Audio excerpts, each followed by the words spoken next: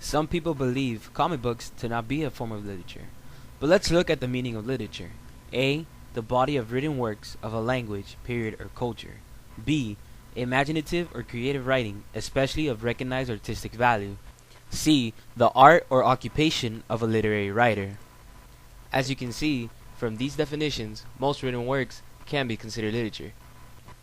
But what does a story need to be considered literature? Well, a story needs a plot, theme, climax, characters, and even setting.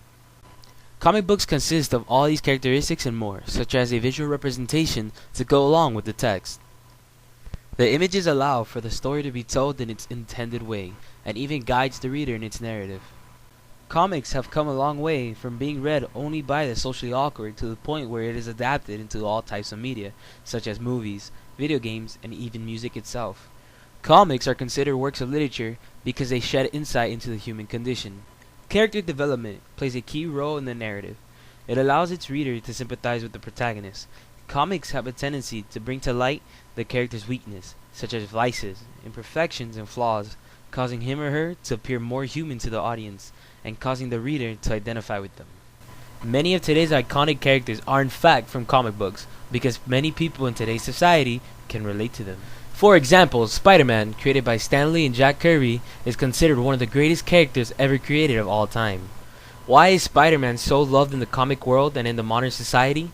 One thing is that teens relate to him. They relate to his struggles, his love life, and his family life.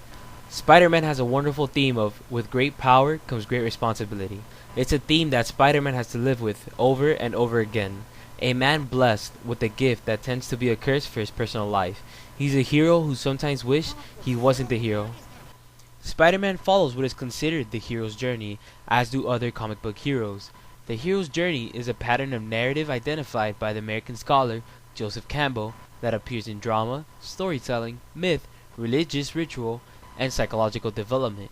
It describes the typical adventure of the archetype known as the hero, the person who goes out and achieves great deeds on behalf of the group, tribe, or civilization. For any reader of Spider-Man, we can clearly see he follows the stages of the hero's journey. First, the hero is introduced into his ordinary world. Then comes the call to adventure. The hero is presented with the problem, challenge, or adventure.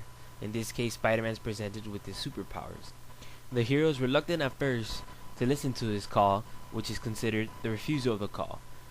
The hero is then encouraged by the wise old man or woman, which is meeting the mentor, which in this case is the death of Uncle Ben, which encourages him to pick up the mantle of Spider-Man.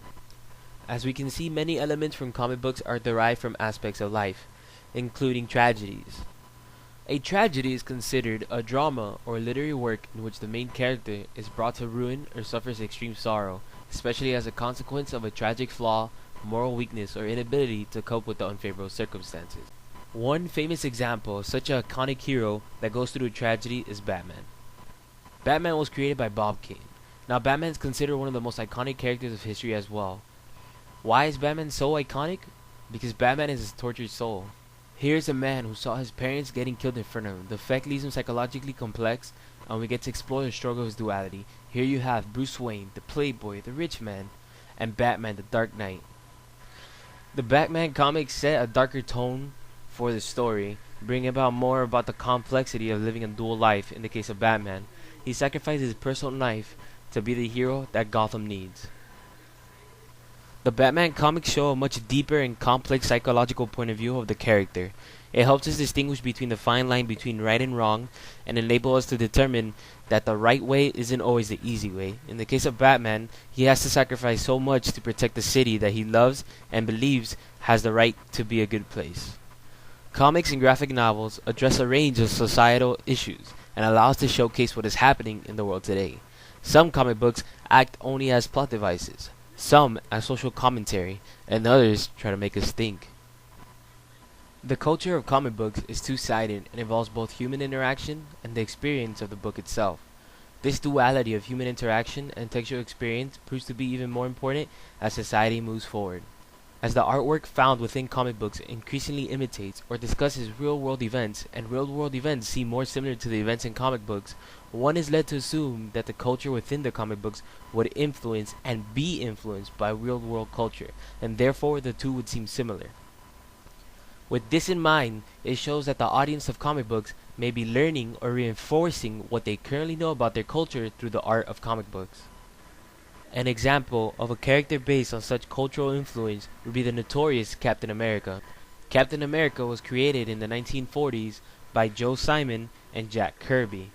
Simon himself has said Captain America was a consciously political creation. He and Kirby were morally repulsed by the action of Nazi Germany in the years leading up to the United States' involvement in World War II, and felt war was inevitable. The opponents to the war were all quite well organized. We wanted to have our say too, says Simon. Comics are now recognized as a valued medium, and we can see their influence in just about every sector of our entertainment, from movies to television and from video games to amusement parks. Comics have had a tremendous impact on our culture. As a result, comics are no longer being censored in the sense of what should and shouldn't be in them. This may be a bad thing for some, but for others, it is a basic part of free speech and the First Amendment. The themes in comics are still relevant today as they were 40 years ago.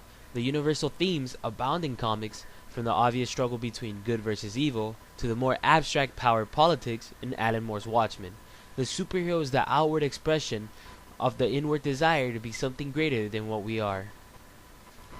These elements are the narrative itself, its cultural importance, and its innovation as a piece of literature. When comparing comics to other forms of literature, it becomes clear that the medium itself should not be ignored, but afforded a place among the literary elite.